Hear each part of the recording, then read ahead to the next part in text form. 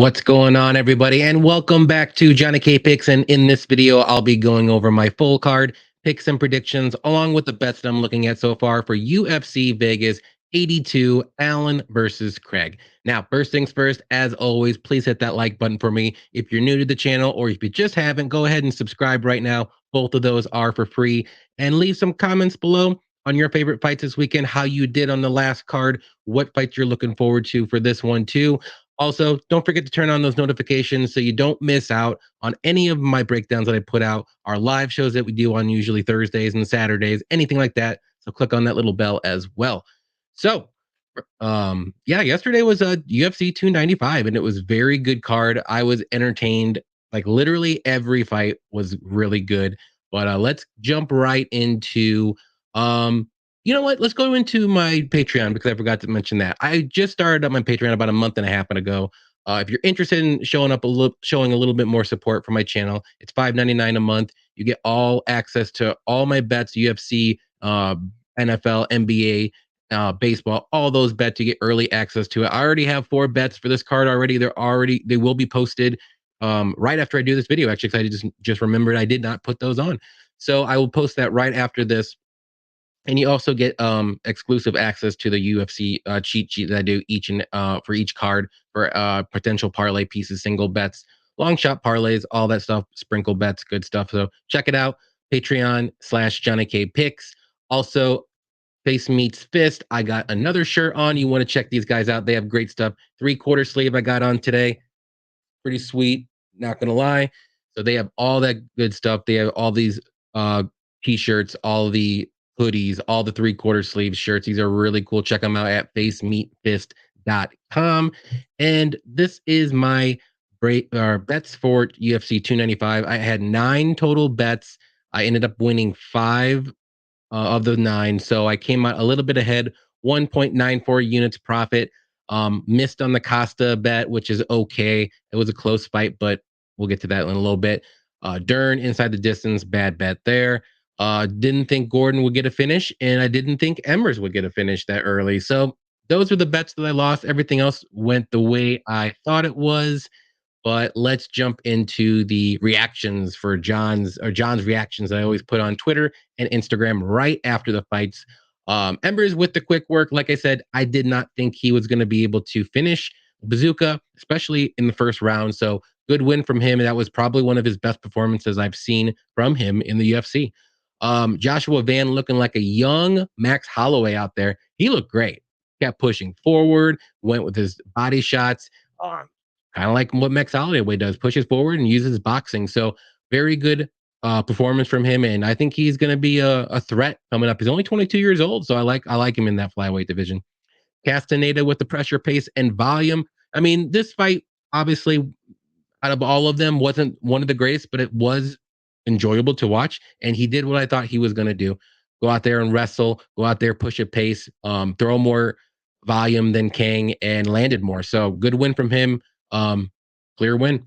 Gordon gets that rare KO. I didn't think Gordon was going to get a knockout, but he stunned him with that uppercut when they were in the clinch, and I think it was pretty much over from there in the first round. So good win from him. Madsen does not look good at all. I don't know if he's going to continue in the UFC. If you want to say, I don't know where he's at in his contract, but I don't think he's that great. I'm okay with the draw, and I hate draws. Now, that Slava Claus versus Sadikov, very fun fight. Slava looked great in the first round. Sadikov looked even better in the second round. In the third round, Slava Claus got it done. So I don't mind the draw there at all. If anything, if it wasn't a draw, then I thought Slava Claus did win. I had the plus 3.5 spread, so that actually hit for Slava Claus because of the the spread. But I know a lot of people had Slava Claus money line. So good fight though, fight of the night for sure. Until later on, for when we'll get there. We all knew Rebetsky was going to win, right? No, that's all I'm going to say about that one. Loopy all day, Richie 30-27. Get the F out of here. What in what world did Richie win 30-27? She didn't even win 29-28, let alone 30-27. That judge was not watching the fight. He was watching something else of Richie. Let's be honest. But Loopy looked great striking. She landed the better shots. She stuffed all of Richie's takedowns. Yes, Loopy's moving on up. Moving on up, Loopy. Costa gift wrapped Ursig the round three. Yeah. Round one, Ursig. Yeah. Round two, Costa. Yeah. Round three, Costa came out, was held up against the cage for 4.5 minutes and didn't even try to get off the cage. So I had a bet on him. I thought he was going to do a little bit better than that in the third round. I kind of put a sour note in my mouth there, but it is what it is. A good win from Ursig. I just don't think he's all that great. He looked great against Dvorak, but I really think as he's moving up in the division, I think he's going to get. I'm looking to fade that guy. I'm telling you. Sabatini's chin is donezo. Yes, it is done. Yeah, Diego Lopez is an animal. And speaking of animals, Benoit Saint Denis is a legit lightweight contender, folks. If you didn't know that already, with that crazy head kick knockout of Matt Frivola, um, you can't pick and or bet against this guy until he shows you a reason. And like I said in my breakdowns, I'm not picking and I'm not betting against Benoit Saint Denis until he shows me I couldn't do it. So good win from him. Love it. I want to see more. The old Dern is back. Thumbs down.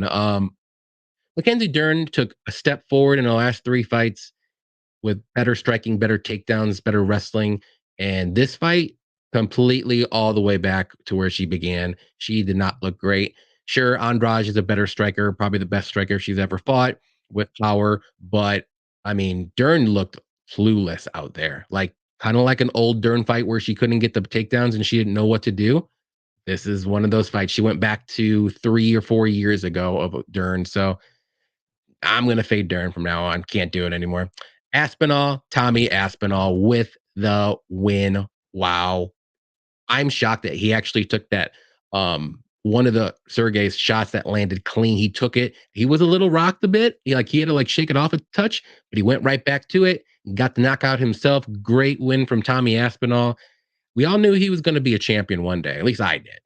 And it just so happens it was today. Oh yeah, last night. So there you go. Love it. I want to see more Tommy.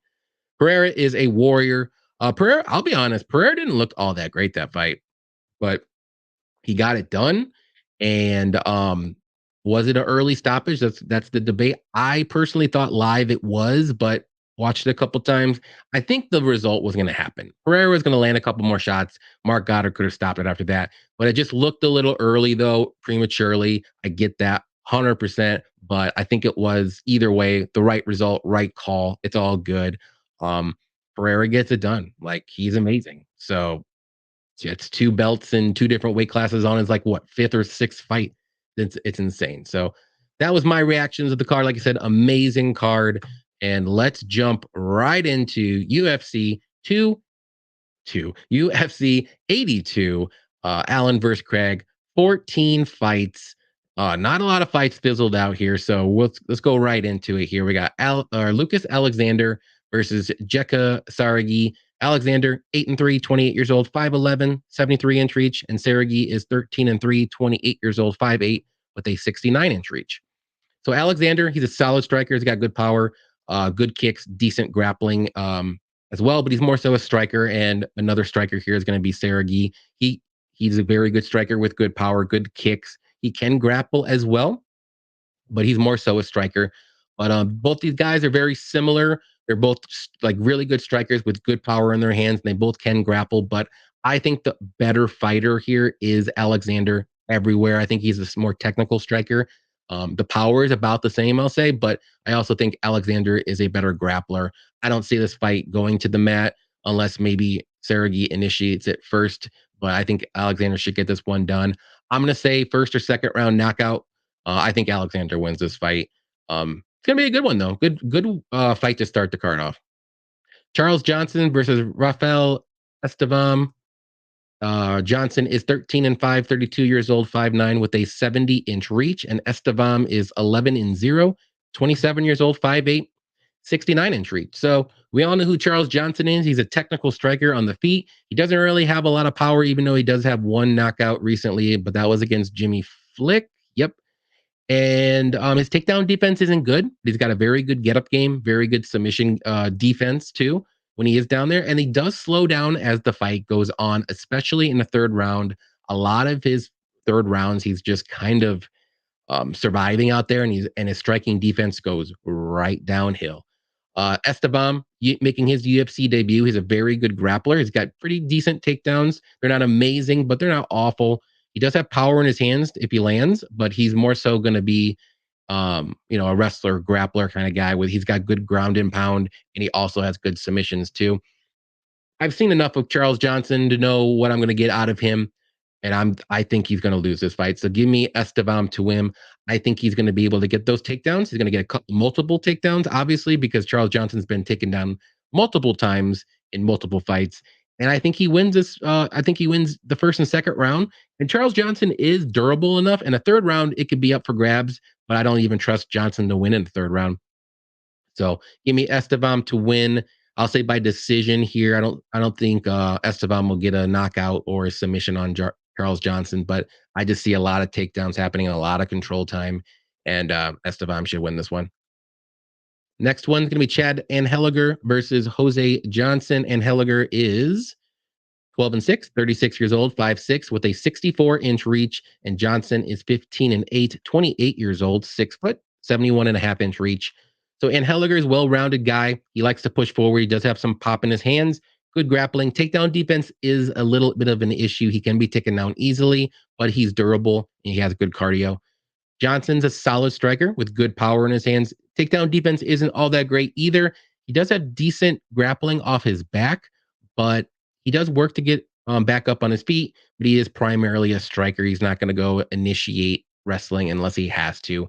Tough fight to call here. I can see both guys winning this fight, but I'm going to lean Johnson. I think he's going to be a little bit. He's the younger guy, obviously by 8 years, and he is the bigger guy here. He's got 6 inches of reach and 7.5. Or I'm sorry, 6 inches in height and 7.5 inches in reach here. And I just think it's going to be tough for Anheliger on the feet here. And he's going to have to mix in some takedowns. Otherwise, Johnson's going to be able to piece him up at range and win a decision here. So I think that's what's going to happen. I think Anheliger may get a takedown or two, but it's not going to be enough. I think Johnson will land more volume and better shots on the feet, and Johnson should be able to win a decision here. Anheliger has a shot. He's a live dog. I think he's at like plus 180 range or something like that. So not a bad bet. I wouldn't touch Johnson at the price he's at. I think this will be a closer fight, but give me Johnson. I think he gets this one done by decision, pretty close decision. Next one's going to be Jonathan Pearce versus Joe Anderson Brito. Pearce is 14-4, 31 years old, 6 foot, 71-inch reach, and Brito is 15-3-1, 28 years old, 5'8", with a 72-inch reach. So Pearce is well-rounded. He's got very good takedowns, good wrestling, good grappling as well. Striking is pretty good. He's got good volume on the feet as well. His takedown defense, though, isn't super amazing, but he does have good scrambles and good reversals if he does get taken down. Brito is a very dangerous, explosive fighter. He's got very good power in his hands. His striking isn't the most technical, but he can land a bomb. He's got good grappling too, very good submissions, pretty decent wrestling. His takedown defense is just okay. I would say it's a little bit better than Pearce's takedown defense, but it's nothing amazing where he's not going to get taken down or anything. So this is going to be another close fight. And with closer fights like this, I tend to lean the more dangerous guy. And the more dangerous guy for me is Joe Anderson Brito. I'm going to take a shot on the dog. I like his power on the feet. I think he can knock out Pearce or land some very good shots early. And I also think he can mix in some takedowns himself, get the grappling going, maybe take his back. I know Pearce is a very good grappler, so maybe he doesn't want to go on the mat. Maybe he thinks he's got the edge on the striking. But I think Brito is live for a finish all 15 minutes. And I think Pearce is more so the decision guy here. I don't think he's going to be able to submit Brito. He may be able to knock him out, but it would have to be something where he catches Brito coming in because Pearce is going to be the taller guy. But the reach, it doesn't look like he's going to have the reach here. So we'll see what happens. I like Brito here. He's the more dangerous guy, like I said. I think he's going to be able to I'll say he wins inside the distance. I don't want to put a KO or sub prop on him because he's very dangerous in both aspects. I would just go with the inside the distance here. Next one is gonna be Mick Parkin versus Caio Machado.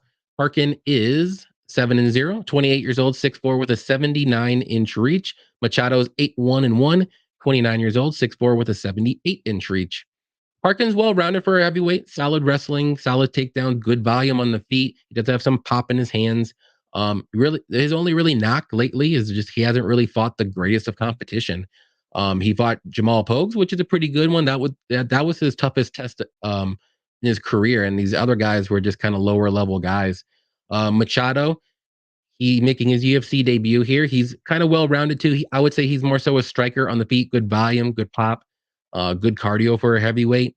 Um, Again, he fought on the Dana White Contender Series a couple months ago against this guy who didn't want to even strike, and he didn't even get him out of there.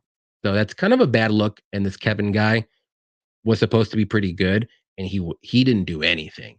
And he took him to a decision and clearly won. But I don't know. That wasn't really a good look for me. I thought he should have got a finish. So I don't like the line here. I think the line should be closer for sure. But I do like Parkin to get this one done. I think he's got the better overall, well-rounded game. He should be able to get the wrestling going here too, I believe. And I think on the feet, I think it's close to. Maybe give, slight edge to Machado, maybe, but I think just the overall MMA fighter is who the better fighter is here is gonna be Parkin. I'm gonna say he gets a knockout, like a ground and pound knockout. I don't think it'll be on the feet, but give me Parkin to win by knockout. I'm gonna probably stay away from this fight though, from betting. Like both these guys are, um, I mean, they're okay, but they haven't really fought great guys.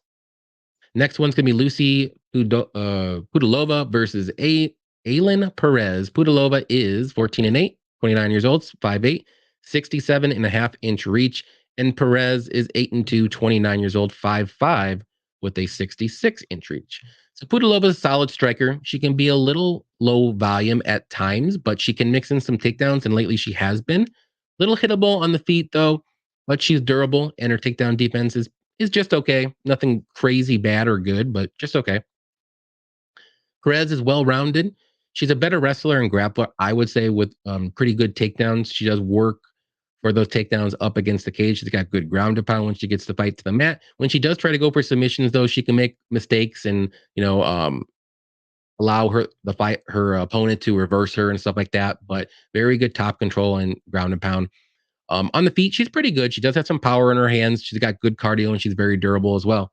I think Perez gets this one done, like just clearly by her wrestling alone. I like her wrestling a lot here in the spot. I think she'll be able to take down Pudilova more times than not.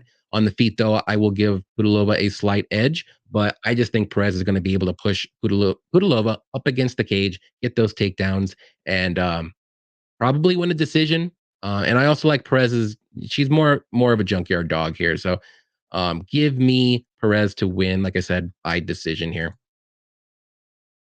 Next one's going to be Nicholas Motta versus Trey Ogden. Motta is 13-5, 30 years old, 5'9", with a 70.5-inch reach. And Ogden is 16-6, 34 years old, 5'11", 72-inch reach. All right, so Motta is a good striker. He's got good power in his hands. He's got good takedown defense. Problem with him is he's chinny. He can get rocked, he gets dropped, and he gets knocked out. I believe in 4 of his 5, he's been knocked out. 4 okay, so he's been finished in all 5 of his losses. Not a good look for a striker, obviously, here. But luckily enough, he's fighting Trey Ogden, who's 16 and who I already said that. He's fighting Trey Ogden here. He's a solid grappler. He's got decent striking, decent power on the feet, but he's more so a grappler. He's got good submissions. His takedowns are pretty decent, if you want to put it nicely. They're not the greatest, but he can be hittable on the feet as well. But he's definitely more durable than Motta. This is a striker versus grappler. I think this is a close fight. And usually in these spots, I lean the striker. So I'm going to go with Motta. I am worried, though, about his chin. I think Ogden has the power to knock Motta out if he catches him. But I think the more technical striker is obviously going to be Motta. I think he's got good enough takedown defense to keep the fight on the feet and outstrike Ogden to either a decision or maybe get a knockout. But I'm going to say Motta wins by decision. Um, yeah, I could see Ogden getting a knockout here. So he's live. He's a live dog here too. So give me Motta though. I'm going to probably stay away from this one from betting. Next one's going to be Cesar Almeida versus Christian Leroy Duncan. Almeida is 4-0, 35 years old, 6'1", 74 and a half. Oh, I'm sorry, 74-inch reach. Duncan is 8-1, 28 years old, 6'2", with a 79-inch reach. So Almeida is making his UFC debut. He's a very good kickboxer. I believe he fought in Glory. So I know he looks a little older with not a lot of fights under his belt, but he does have a lot of fights. Most of them are kickboxing. Very good volume on the feet, with very tons of power. His takedown defense is pretty good, but he's super dangerous on the feet. So Duncan, well-rounded guy, solid striking with good power in his hands. He's a little unorthodox, as we've seen in his last fight. He can be hittable on the feet too. And as the fight goes on, he does slow down a bit with his. I don't know if it's because he does these wild and crazy strikes with the spinning stuff, all that stuff. If that slows him down, but he can mix in some wrestling if need to. And I do think he needs to in this fight. So call me crazy. I think Almeida's going to get this one done. I don't think Duncan's going to go for the takedowns. And if he does, I don't think he's going to have a lot of success. He might get one takedown, but I think Almeida will be able to get back up. Duncan's top control isn't all that great. Like I said, he's more so a striker, and he's very sloppy at times on the feet. And Almeida is very technical on the feet with his kickboxing. So I think Almeida's going to get the upset win here. I think he's going to be able to get a knockout, but I can see a decision win here too. So give me Almeida to win. I'll say by knockout, maybe second or third round knockout, but decisions live here too. See, next one here is going to be Uros Medic versus Johnny Parsons. Medic is 9-1, 30 years old, 6'1", 71-inch reach, and Parsons, the Sluggernaut, is 9-3, 32 years old, 5'9", with a 69-inch reach. So Medic, very dangerous striker. He's got good power in his hands, good volume. He does leave himself open for counters when he comes rushing in at times, and he can get rocked, but he's shown some durability in his last fight against Matt Selmesberger. He got knocked down, but he got up. And if you're taking a shot from Matt Selmesberger, you got pretty good durability. See, and he does have pretty good cardio. Like his last fight against Matt, he moved up from lightweight to welterweight, and this is going to be a welterweight fight. I like him better at welterweight, to be honest.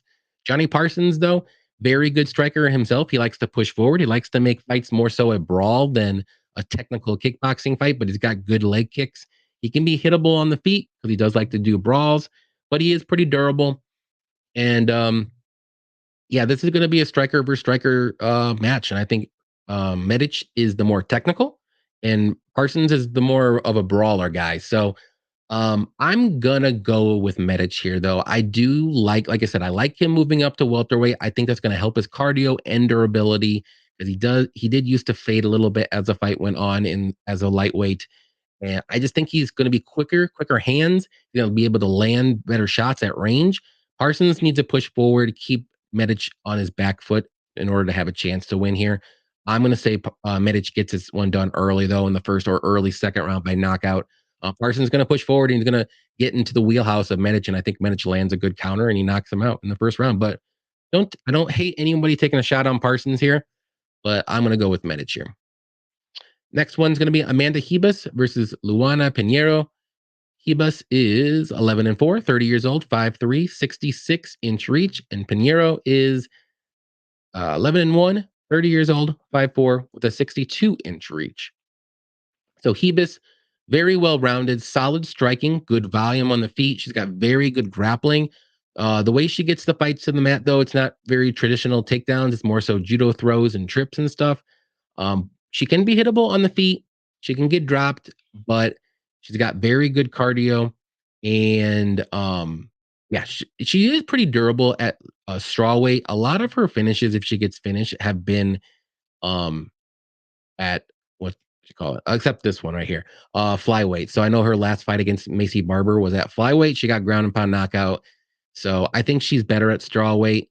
Pinheiro, though, good striker herself. She's got good power in her hands. She can wrestle and grapple as well.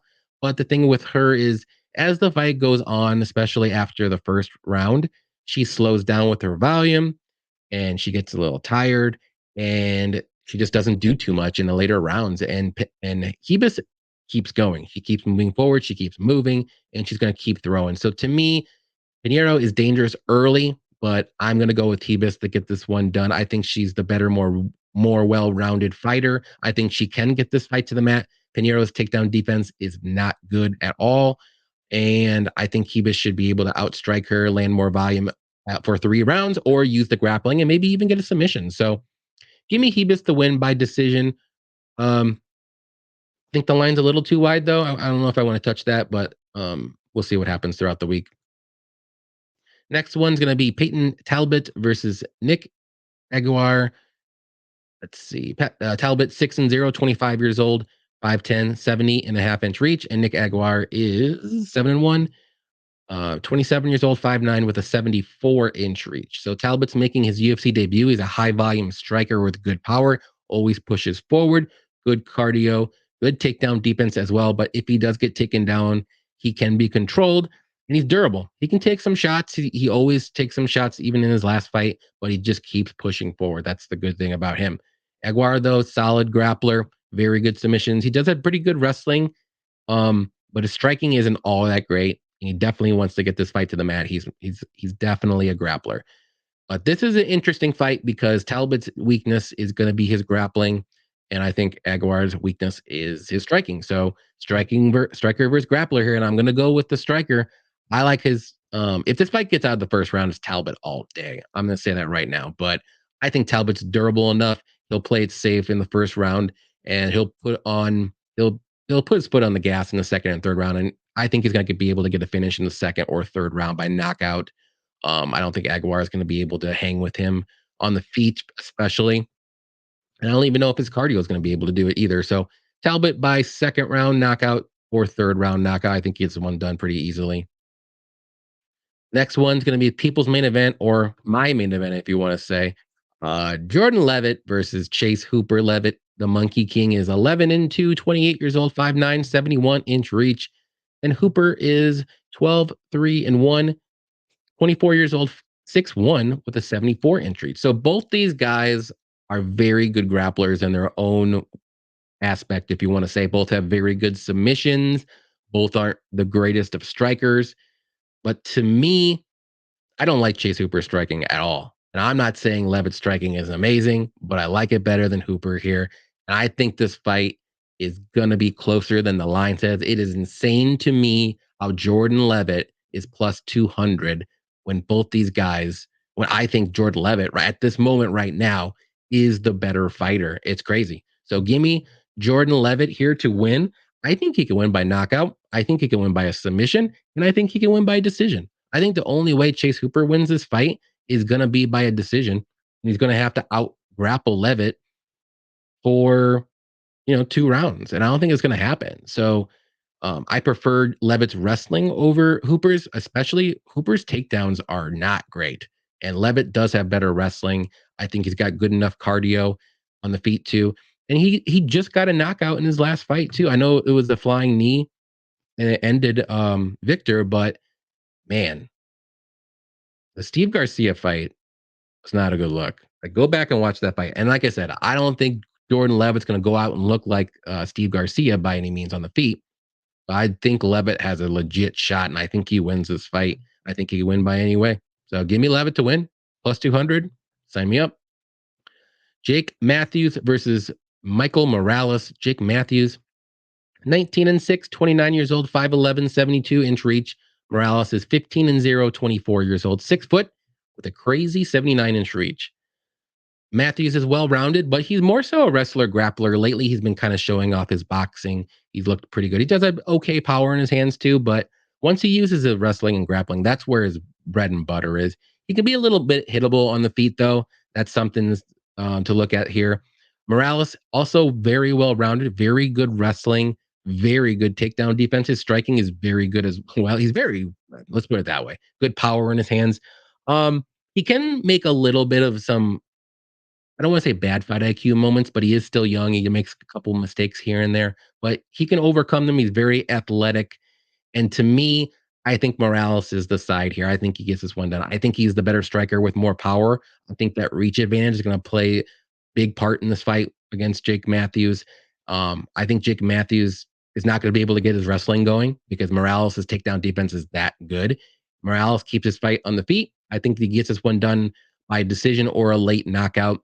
We've seen Jake Matthews get knocked down, I think, in 3 times against Matthew Selmasberger, and he got back up and went to a decision. So wouldn't be shocked here if Morales gets a KO or if he gets a decision win here. So give me Morales to win.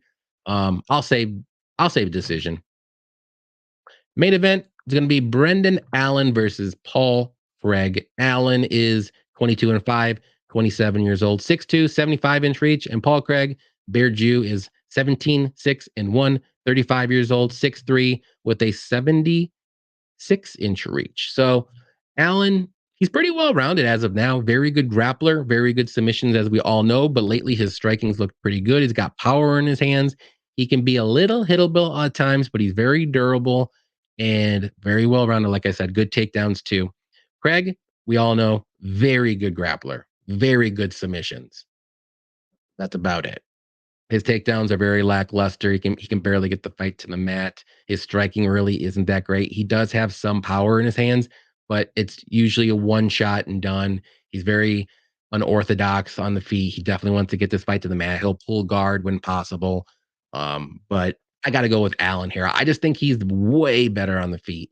And to me, this kind of, I don't want to like put salt in anyone's wounds here, but this kind of reminds me of the Loopy Ricci fight. To me, I think Allen obviously is loopy here. I think he's got the better striking. He's got good takedown defense. He can get this fight to the mat if he wants to. I don't know if he will. He should keep this fight on the feet as long as possible. He's going to win this fight just like Loopy did. And you got Craig, who, like Ricci, very good grappler, but a little bit lackluster in the striking department. And that's about all it is. So to me, give me Allen to win. I'm going to say first or second round finish. We'll just say knockout. Wouldn't be surprised if it's a club and sub or something like that too. So you can look at him inside the distance in the first or second round.